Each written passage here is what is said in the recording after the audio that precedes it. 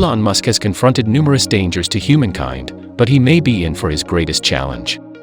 However, Elon as of late took the world by storm when he tweeted. He is progressively persuaded that corporate ESG is the devil incarnate. Basically put, an ESG score may be a degree of a company's long-term introduction to natural, social, and administration dangers that are as often as possible disregarded amid conventional budgetary assessments. These dangers incorporate issues such as vitality, productivity, labor security, and board differences, all of which can have genuine money-related consequences.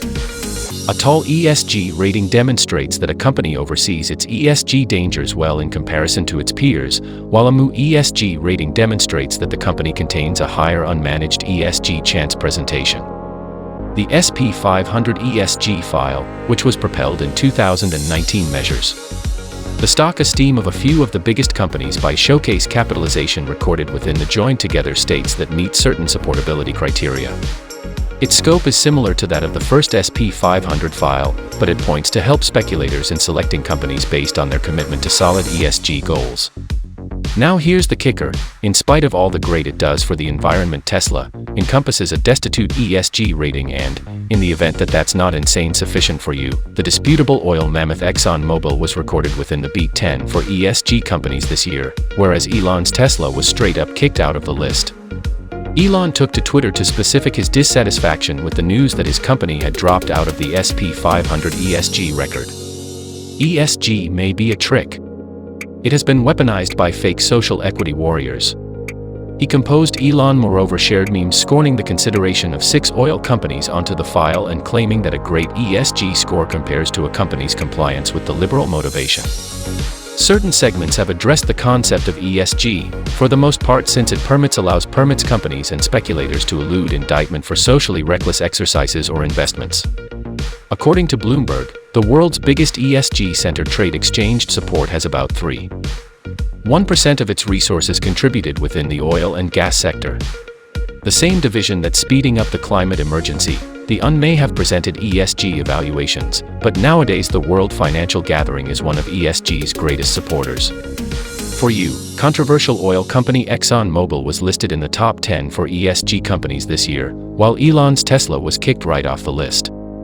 Elon took to Twitter to express his anger that his company had been kicked off the SP 500 ESG index. He wrote that ESG is a scam and that fake social justice warriors have turned it into a weapon.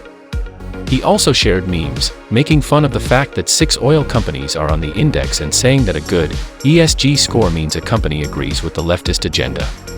Some groups have questioned the idea of ESG, mostly because it lets companies and investors get away with socially irresponsible activities or investments without being punished. According to Bloomberg, nearly 3.1% of the assets of the world's largest ESG-focused exchange-traded fund are in the oil and gas sector.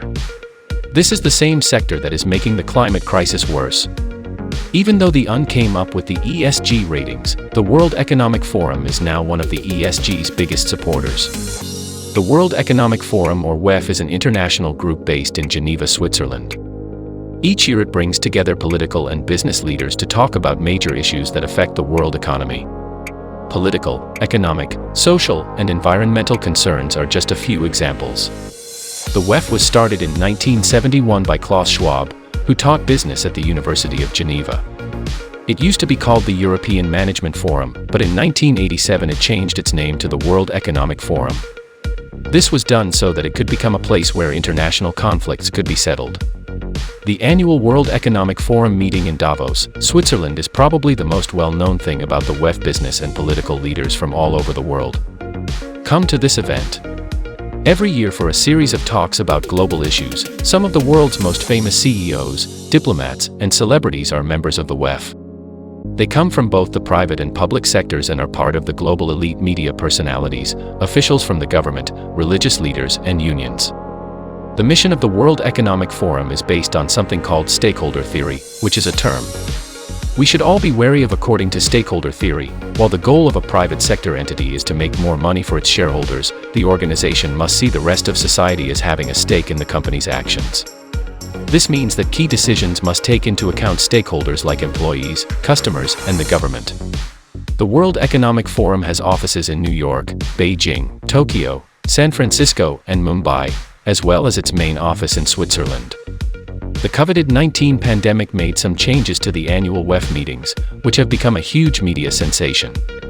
In recent years, the World Economic Forum and its annual meeting in Davos have been criticized in the past. The conference and the organization itself have been criticized for corporate capture of global and democratic institutions and systematic whitewashing initiatives, the cost of security to the public, the organization's tax-exempt status, its unclear decision-making processes, and its vague rules for joining after complaints from the public about the lack of financial transparency and the environmental impact of their annual meetings. The Swiss national government decided in February 2021 to lower its annual contributions to Rutger Bregman of the WEF during a panel at Davos. 3 years ago, a Dutch historian called out billionaires for not paying their taxes. Bregman said in a video that has been watched almost 11 million times that the main reason for inequality is that the world does not do enough to stop tax evasion. I feel like I'm at a firefighters meeting and no one can talk about water at the time. Bregman said this isn't rocket science. We need to talk about taxes. He said this in reference to the previous WEF theme, the Great Reset, which was all about taxes, taxes, and more taxes. In the past few years, hundreds of thousands of posts have been shared on social media. Many of these posts seem to say that the global elite plan to use the coronavirus to cause a total economic collapse. We, like many other groups, have been the target of campaigns to spread false information, which is something we are working hard to fix.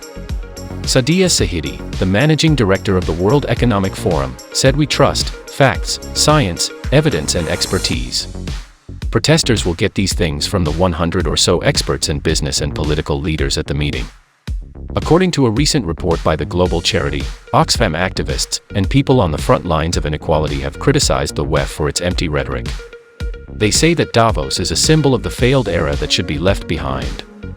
A brief called Profiting from Pain says that during the coronavirus pandemic, one person became a billionaire every 30 hours. This year, 260 million more people will fall into extreme poverty. At a rate of 1 million, every 33 hours billionaires are coming to Davos. To celebrate a huge increase in their wealth, the pandemic and the recent sharp rises in food and energy prices have been a boon for them. Gabriella Butcher is the head of Oxfam's board of directors. She also said that the WEF is funded by its own members, which include industry, leaders, and people from all walks of life, such as celebrities, journalists, and others who are willing to pay annual premiums and meeting fees to attend. Some of the biggest companies in technology are among the WEF's partners: Microsoft, Apple, pharmaceuticals, with companies like AstraZeneca, Pfizer, and Moderna, food companies like Unilever, the Coca-Cola Company and Nestle, and oil companies like Saudi Aramco, Shell, Chevron, and BP. It's easy to see why WEF is so powerful.